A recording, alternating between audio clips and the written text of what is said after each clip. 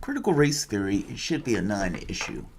Honestly, rational, sober human beings could come to some basic general level of lowest common denominator understanding of this, but not so much. That's not how we function in our society for all sorts of reasons.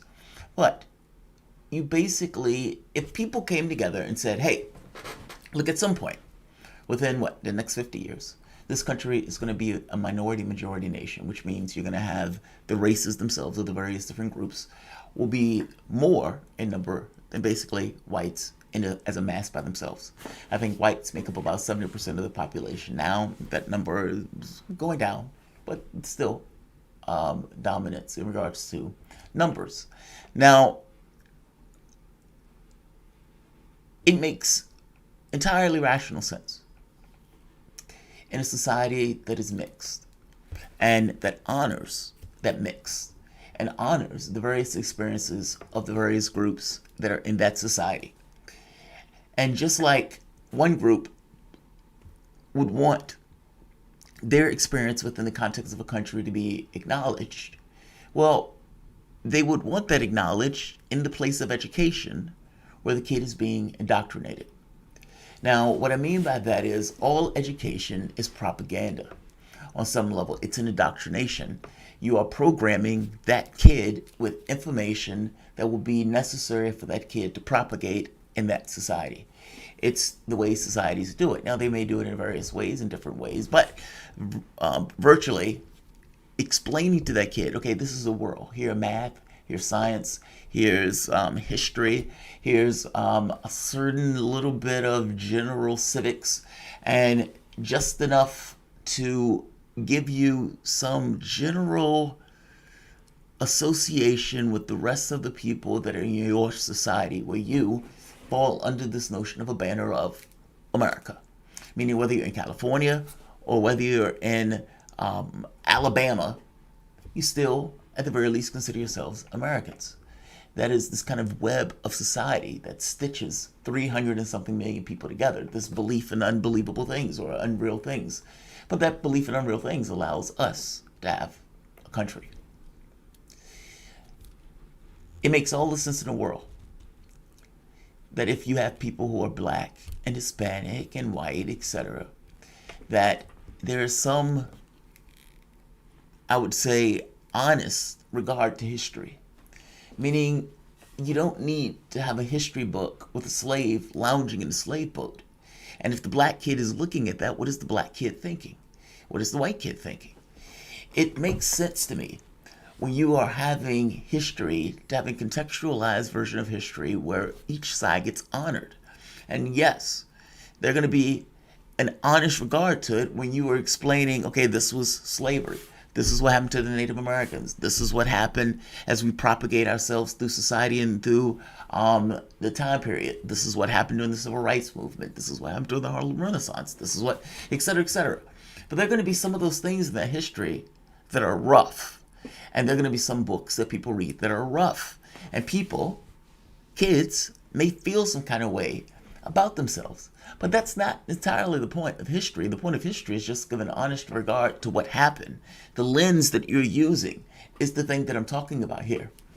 Critical race theory basically boils down to examining how structures of race and class function in society and trying to explain that in a way to kids. It's almost like, how do we try to make kids not racist, basically? And not just not racist, have some level of regard to how their race and their class function in this kind of societal structure. And how them, as white, will have certain advantages that others wouldn't. Or being people of a particular class would have certain advantages as others wouldn't.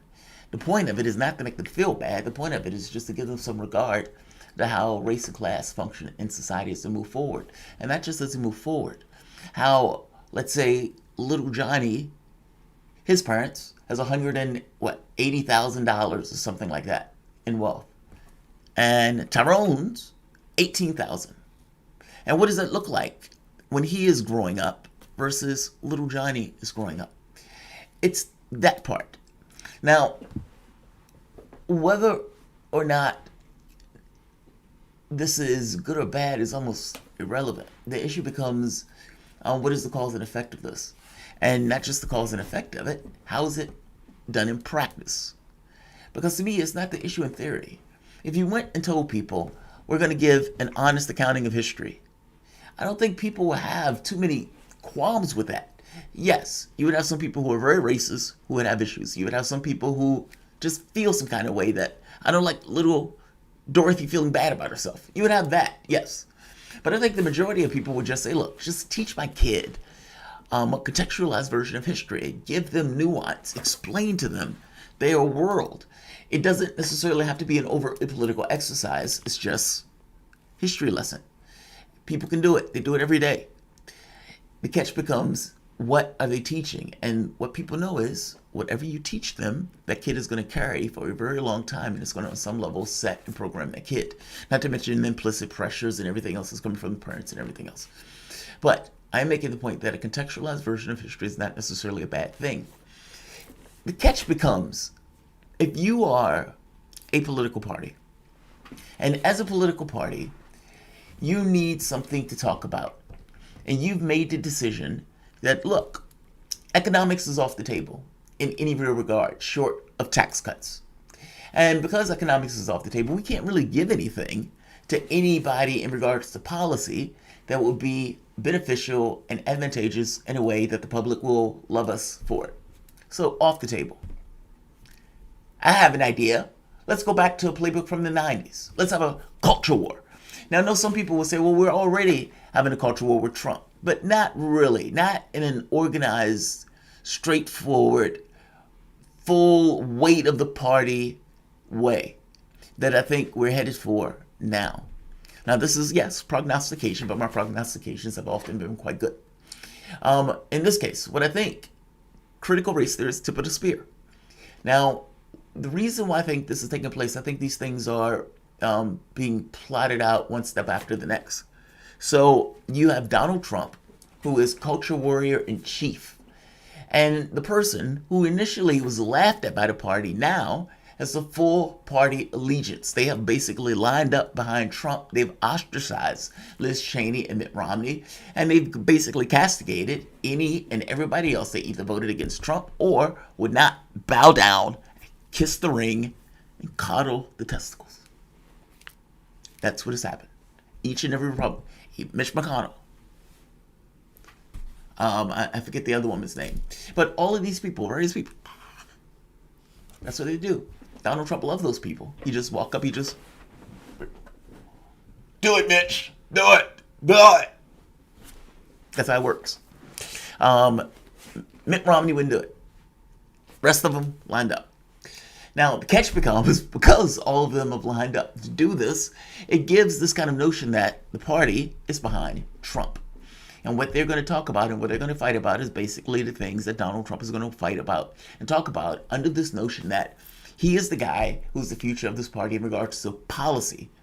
Now, policy is flaky because Donald Trump just goes kind of with Donald Trump. But there are some things like this kind of anti-war stuff, this populist rhetoric. It's not that any of these guys have changed in practice, in real terms. It's that they've given field and allegiance. They're willing to accept this notion of, okay, this is what this guy's going to talk about, fair enough. But what does that mean? Well, Fox has started to run basically culture war content. And by themselves, nobody else was picking up on the story. They were going with critical race theory, critical race theory, critical race theory. Tucker Carlson picks it up. Before Tucker Carlson picks it up, there were only 4 stories about it. After he picked it up, there were, 420 something, like a year later. They created a story where there was none, and created a drama where there was none, with the goal of injecting this into the mainstream media to have it as a discussion, because basically it is a juicy issue where in a bleed that lead media, it's difficult kind of to ignore. Now, mainstream media had been ignoring this for a while, but at some point, it has started to seep in. And as it started to seep in, now you're getting this notion of people having this particular conversation on an issue that's really a non-issue. Because we've been teaching kids history forever. I don't necessarily think saying, hey, let's teach kids a more well-rounded version of history is something that necessarily gets a huge amount of backlash. Call it critical race theory, and yes, you're going to get a hell of a lot of backlash because nobody knows what the hell that is. So therein lies, I guess, why I say the tip of the spear. If you are not going to talk about economics, your opposition party, Democrats, are talking about modest economics, you need something to talk about. Donald Trump is the key culture warrior in chief. He, if you want to maximize his potential for culture warrior stuff, you need to have a culture war. And in this case, with the organization of the party behind him, Fox News, has started to inject this in the mainstream media.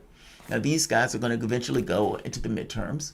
And as they go into the midterms, the question becomes, has the Democratic Party done anything where this becomes a non-issue and a side issue? Or is the critical race theory stuff able to inject itself into, let's say, the mainstream media where it is talked about, bantered about, in a way that the conversation becomes that, as opposed to the things that are getting done, or, for that matter, not getting done. The Republican Party will be perfectly content to basically not get anything done, not work with Democratic Party on anything, and at the end of the process says Democrats weren't going to be bipartisan, they didn't get anything done, put us back in office. The margins are so narrow from the standpoint of the House and the Senate that you only need certain seats, meaning if you can maintain the seats that you have and get rid of 1 or 2 seats from the standpoint of Democrats, you can take the Senate with 1 seat and with, I think, 2 or 3 seats for the House. Donald Trump was able to increase his margins among blacks, Hispanics, whereas Joe Biden, not so much.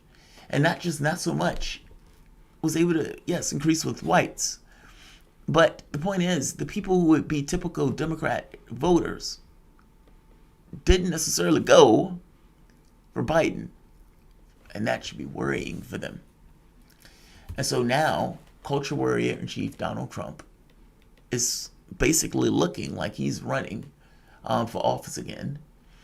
The Republican Party has found their culture war item, critical race theory. And of course, it's a great item because nobody knows what the hell it is right off the bat. It sounds utterly and entirely bizarre, especially if you're talking about teaching it to children.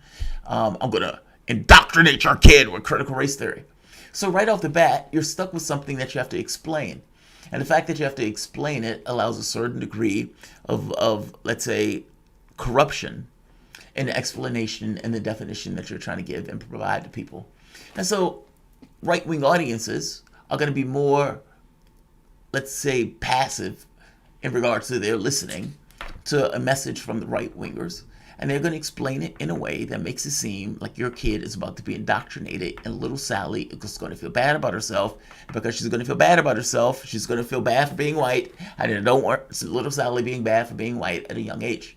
And they're going to trot out one case after the next of horrible, horrible cases in practice of what they are doing. Now, personally, I've said before that I think the issue here more so is the issue of class. And that if you want to deal with this, yes, give an honest, or at the very least, a more balanced telling of history when you're trying to explain it.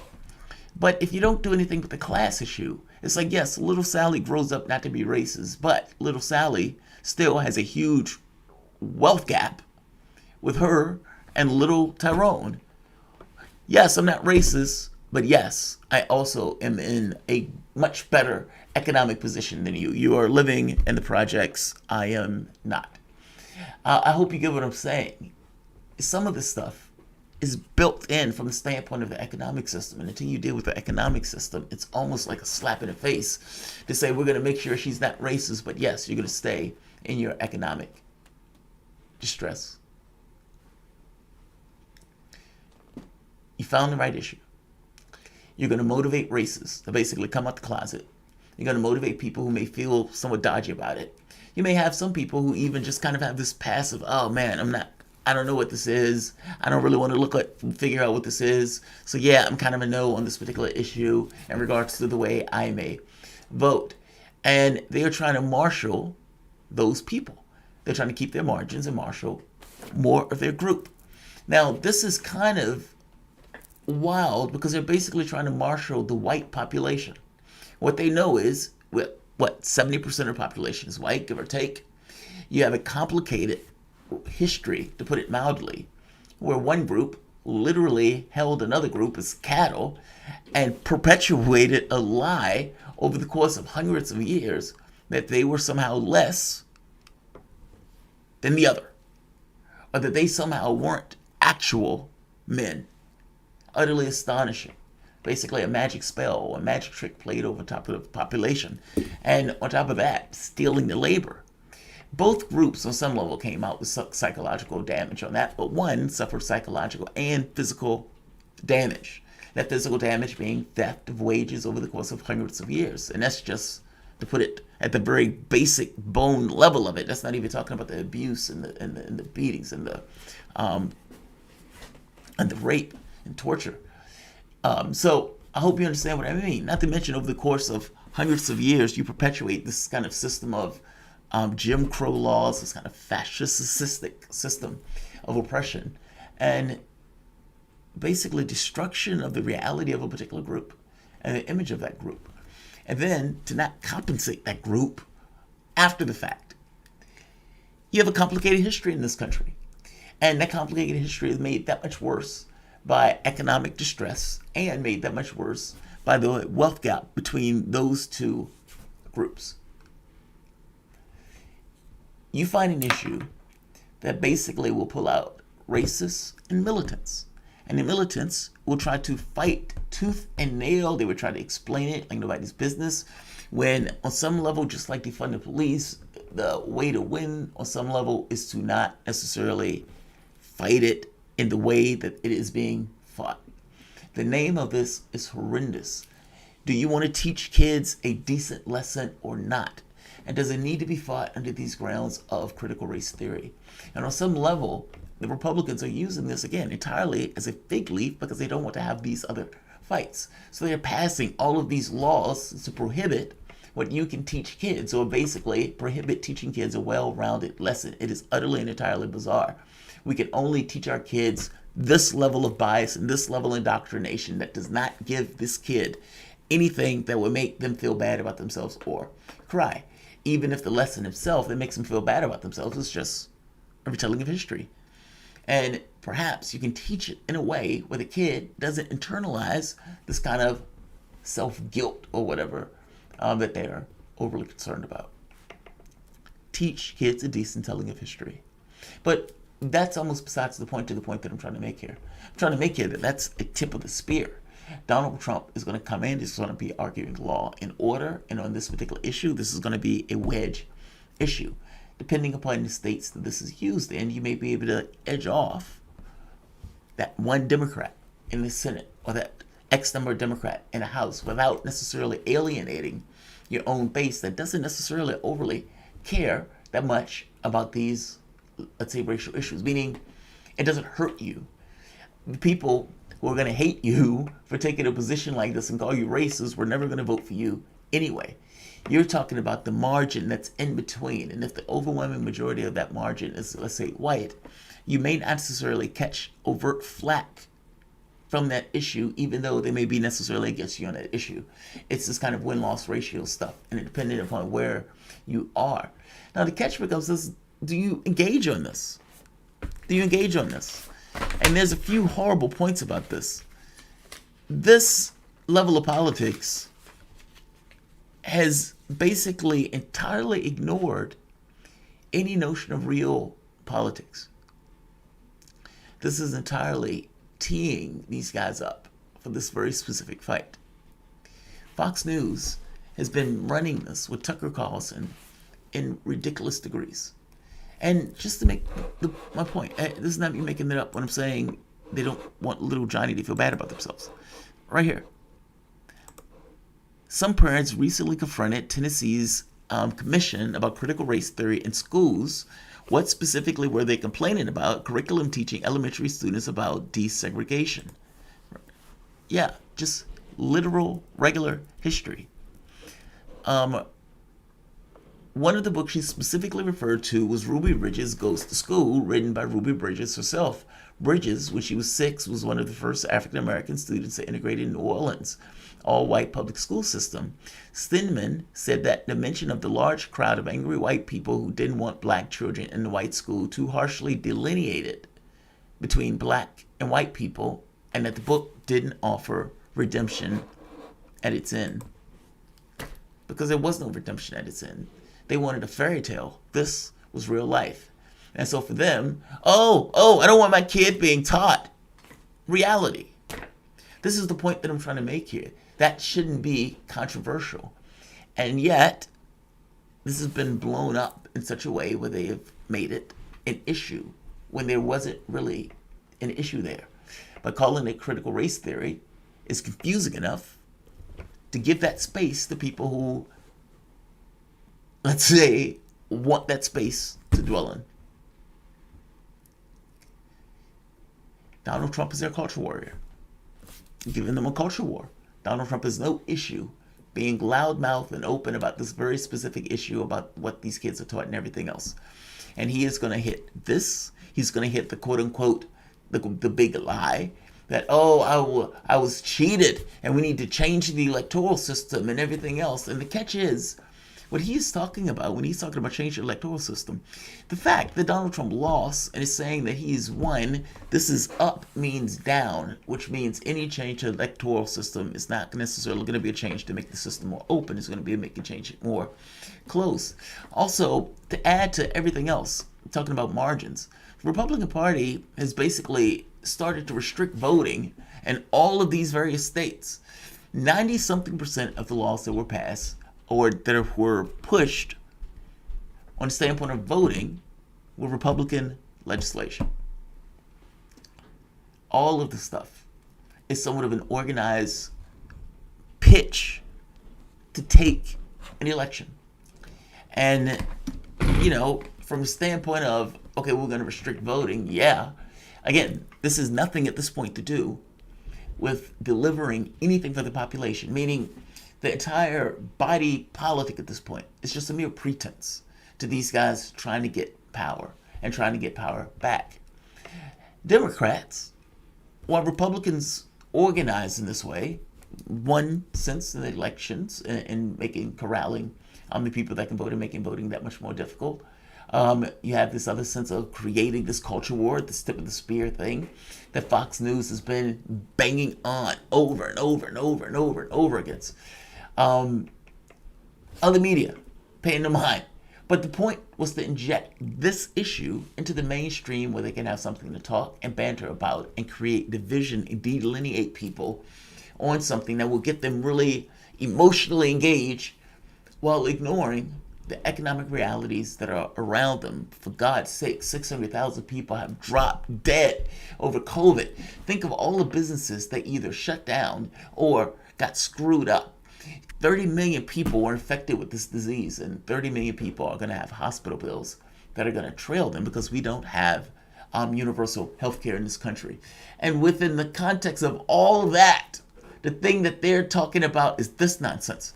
If you remember, the first trial balloon had to do with the children's books. They were talking about, children's books, over and over again. They were talking about that. Nobody cared about that. It was utterly ridiculous. Biden was giving out money, so people cared about the money. Well, now, stagnant. Biden is in the sausage-making phase in regards to trying to get something done. Republicans would absolutely prefer that nothing gets done all the way through it. They've said it. Why would they do anything in this case? It would hurt them in regards to working with Biden. We have a political system where, again, America has to matter more. If America does not matter more, then the political actors, what are they going to care more about? Power. And in the context of getting power, they're going to do what they need to do and use the political instrument almost as just a theater of sorts. If America mattered more, then you could sublimate your urges to do stuff like this. And in sublimating your urges to do stuff like this, actually work in the context of trying to get loyal opposition, but working within the context of best interests of the country, if that makes sense. It's like you have to balance the two things. And in balance the two things, yes, you're going to come out on some level biased against the country, but on some level the country is still going to matter more. And we have seemed to jump the shark on that very specific issue. These guys are just looking for ways to get back in power. No more, no less. It's not about delivering anything for anybody. It is about getting back in power. And if Donald Trump is the one that's running, or if Donald Trump is going to be the one that's kingmaker, that's the other idea, that Donald Trump says, look, this is the person that I want, because he's too tarnished or whatever. That will carry weight. I mean, and that's kind of the point. If you're not going to deliver and you're going to lose either the House or the Senate, your presidency is over. And if they stop you from getting any of those major items where people can feel in their hands, and if this nonsense, which I consider a non-issue, because I think for most people it is a non-issue. Hey, we are going to teach your kid a more well-rounded curricula. And they're going to be these books, and these ones are going to be added to give context to, let's say, the Black experience or the Hispanic experience or the Native American experience, etc. And yes, you can find ways to try to teach that are not screaming at the kid or something like that. But history is what history is. And yeah, there are different lenses by which it's looked, and you can try to give nuance and everything else. But certain books should be read by those kids, especially if the goal of the class is to explain and teach somewhat of a well-rounded version of history. I still say, from a class standpoint, it is just as important, if not more so, I'll say more so, for that kid to not go home into, let's say, a war zone, whereas the other kid, lighter skin, goes into one that is not. How that kid feels about himself is also being built there. It's not just what they learn in school. It's also what they learn when they go home. It's what they learn when they go into a place that doesn't look as good. It's what they learn when they go over little Johnny's house and they're like, oh my God, look how big that house is. Look how nice this neighborhood is. There's nobody selling this on the street, or there's nobody shooting at me, etc., etc., etc. His light seems to stay on. Their food is in the refrigerator. It's amazing that they have this level of just basic living. Little Johnny was his default. Tyrone wouldn't. I'm saying that does something to a kid when they recognize this level of distinction between them versus who they are.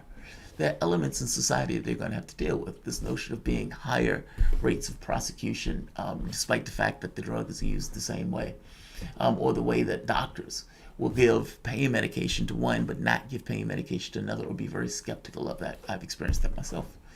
And so, but within the context of that, there's also this economic aspect of this. That, teaching them, yes, other part doesn't touch. We need to touch the other part. They're trying to make this an issue. Democrats need to get something done.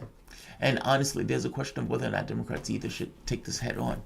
But to make a clear point, though, whereas Republicans seem to be organizing this straightforward, all right, we're going to bring these things together in regards to this tip to pierce the party's ability in the midterms, and to tee up either Trump or somebody else is going to run behind him like a populist that is willing to hit these issues to try to galvanize the white masses.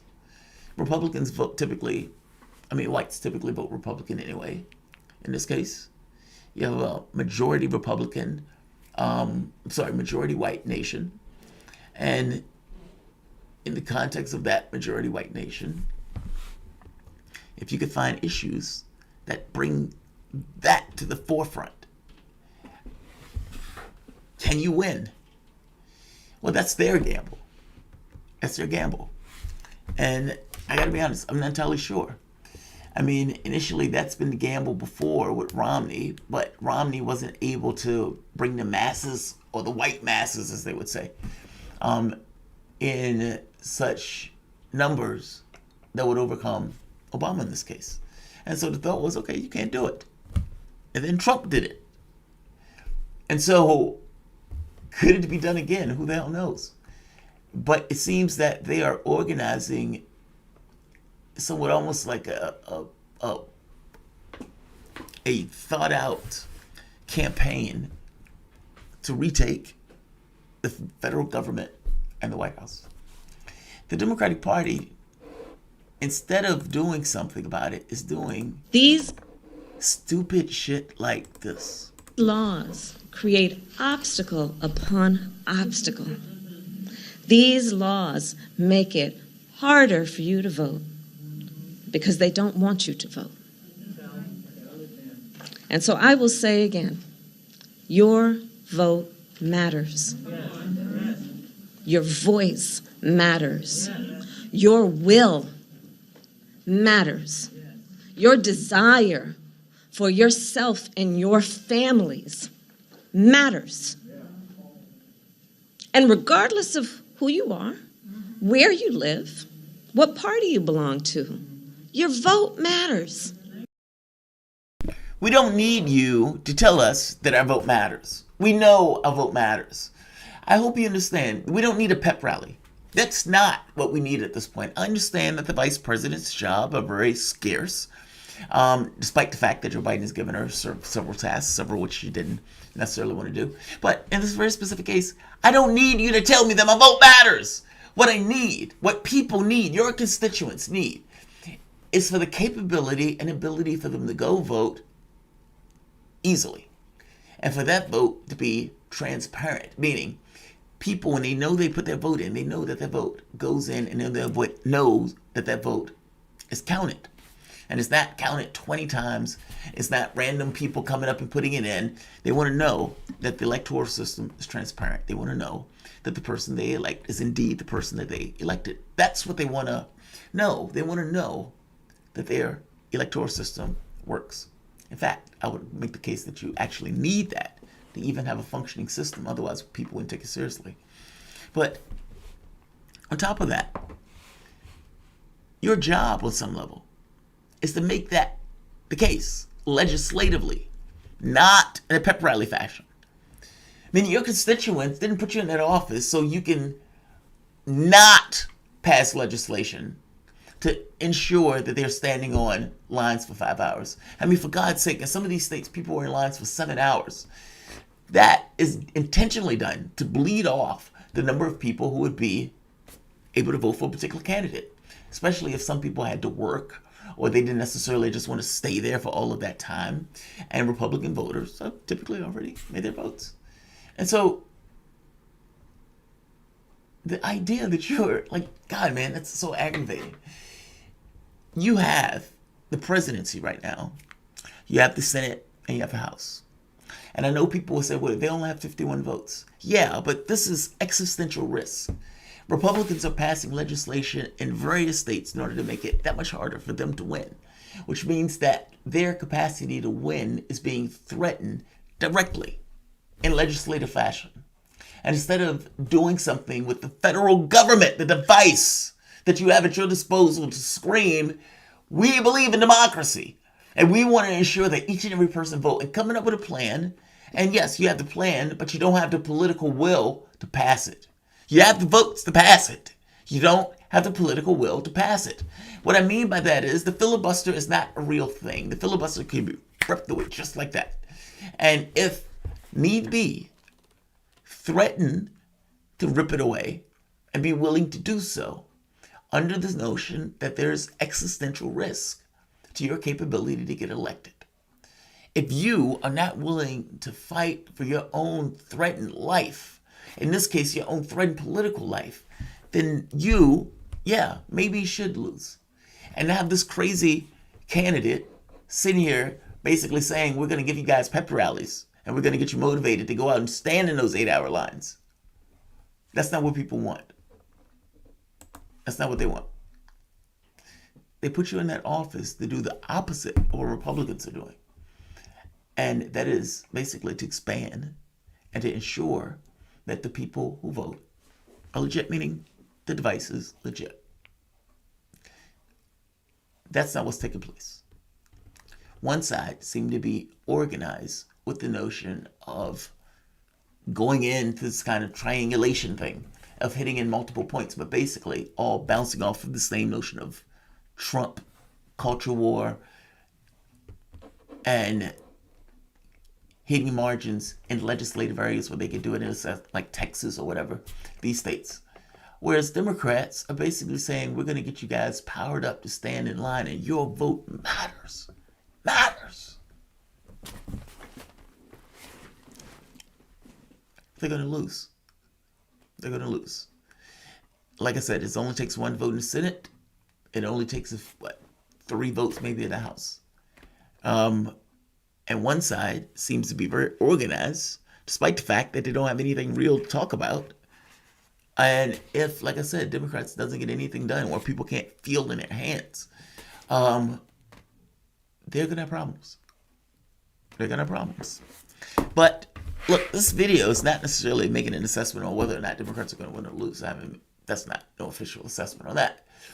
This is just making the point of this seems to be an organized assault in regards to trying to get elected. And I will be very curious to see how this, well, of course, we're going to see how it turns out. But Democrats don't seem to be organized in any respect. And whereas one side is perfectly willing to legislatively go after Democrats' ability to get elected, the Democratic Party seems entirely unwilling to do anything about it, despite having the federal device. Now, whether that's people putting money in their pocket saying, don't touch it down, don't break it down, don't break it down, don't change it, don't get rid of the filibuster.